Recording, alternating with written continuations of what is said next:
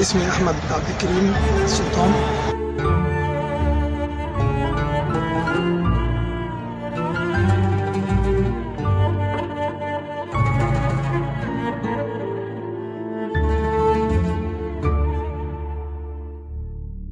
احنا كنا شفنا من شعب اسيوط ومن شعب الصعيد اللي هم فيهم جزء حتى الان لغايه دلوقتي نايم مش عايز يعمل اي حاجه. عادي شباب متحمس وزيه زي غيره اللي يومين ثلاثه وهيهبط وهيقع ولا ليه اي لازمه. بس بصراحه بعد ما اتعرفت عليهم يوم ورا يوم وبقوا فيهم اصحابي كتير حسيت انهم باذن الله بكره وبعده هيبقى ليهم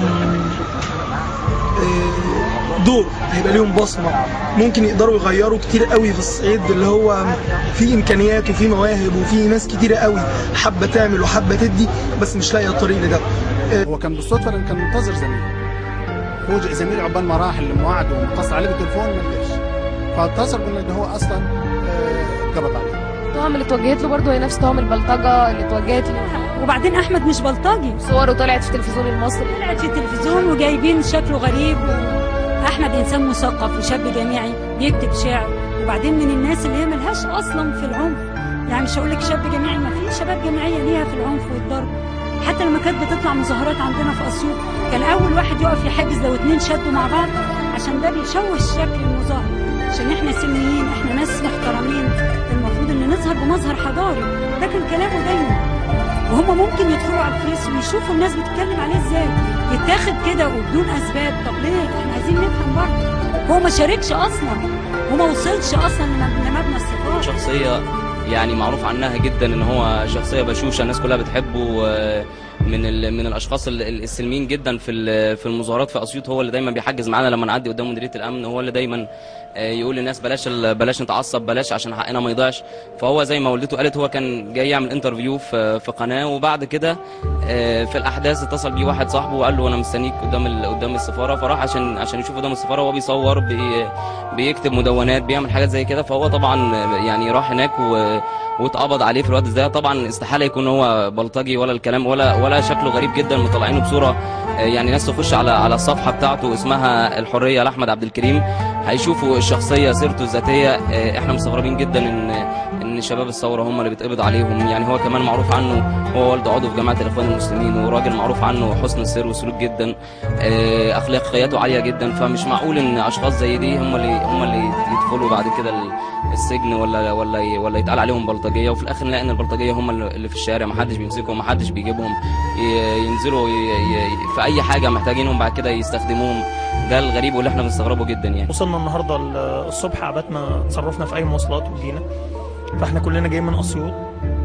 وانا خال احمد وعمره في حياته ما فكر ان هو يعني حتى الخناقات العاديه اللي كانت بتبقى بين الشباب هو مش في دماغه اساسا. مش عارف ازاي يعني كيفوه ان هي بلطجه وحاجات من دي، مش فاهم.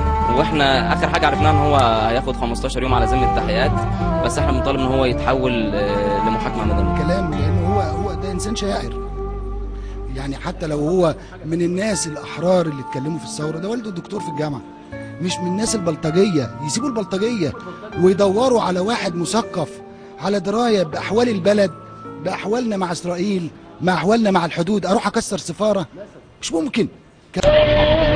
انا نازل 9/9 علشان مفيش حاجه حصلت، علشان احنا ما زلنا لغايه دلوقتي في مسرحيه كبيره. المسرحيه دي بتقول ان لغايه دلوقتي المحاكمات العسكريه شغاله، لغايه دلوقتي حق الشهداء ما جاش، لغايه دلوقتي البلد بتخرب. زي كل الناس ناس عايشه بتجري وشقيانه وهي عايشه وخلاص.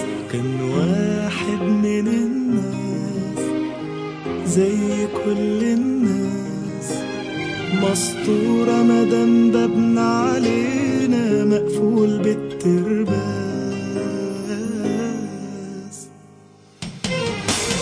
بس الأيام مش سايبانا في حالنا، بتاخدنا غدر على اخوانا ويانا باللي جرالنا.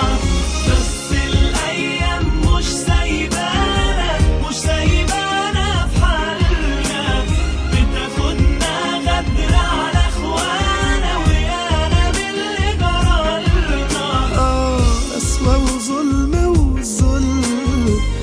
بتضرب في الكل، واللي خاف ينداس ينداس.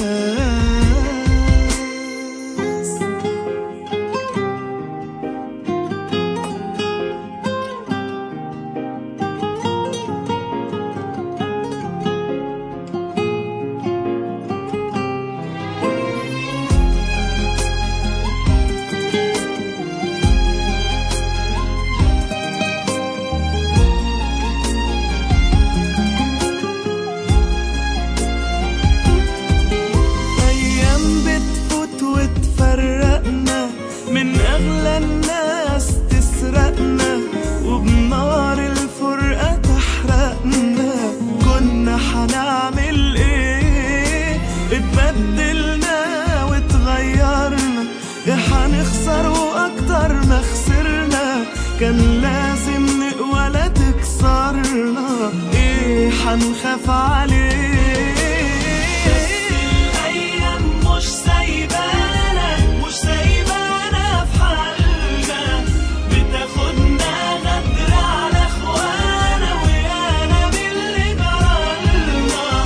بس الأيام مش سايبانا، مش سايبانا في حالنا. بتاخدنا غدر على اخوانا، ويانا باللي جرالنا. أسوأ ظلم وعزلنا، وبتضرب في الكل، واللي خاف ينداس ينداس. واحد من الناس زي كل الناس، ناس عايشة بتجري وشقيانة عايشة